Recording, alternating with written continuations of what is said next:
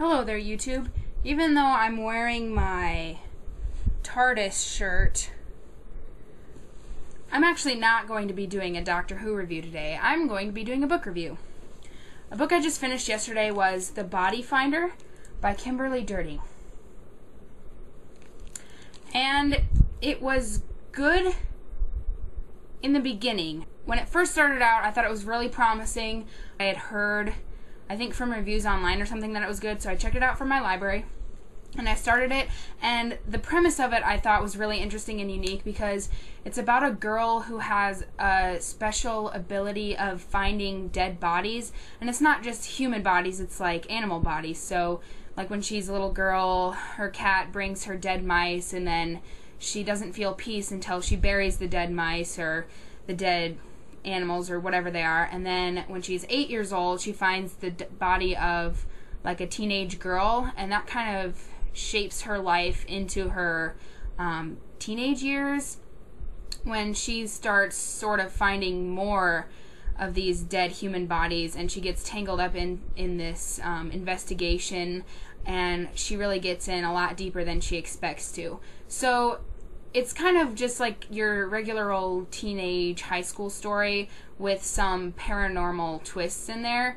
The main character is Violet Ambrose, and her main issues are her paranormal abilities are sort of disrupting her life, and she's fallen in love with her best friend Jay.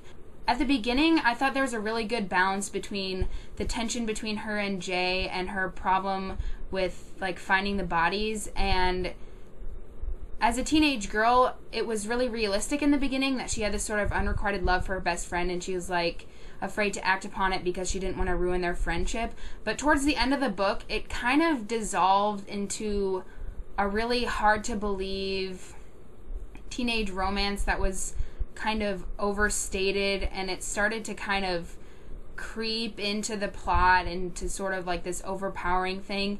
And by the end of the book, I really was kind of disinterested because the writing seemed like it became really unrealistic, and the dialogue became a lot cheesier, which was really disappointing. Not because it was really terrible, it wasn't like the worst book I've ever read, but it started out so good and so promising, and then it seemed like as soon as Violet and Jay sort of discovered their mutual love for each other, the book just kind of dissolved into another, dare I say it, Twilight.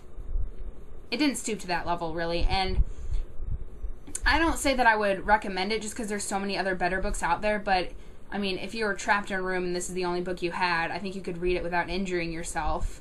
I mean, it was pretty decent. Now, the book I'm reading currently actually has a really, really exciting story that I'd like to tell you, and it's this book called Everlasting by Angie Fraser.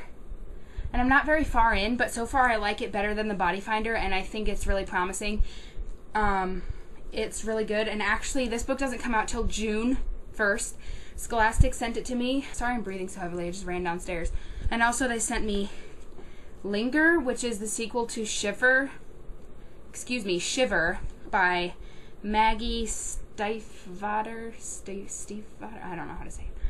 But I'll be reading this one, which doesn't come out till July. That's when it comes out.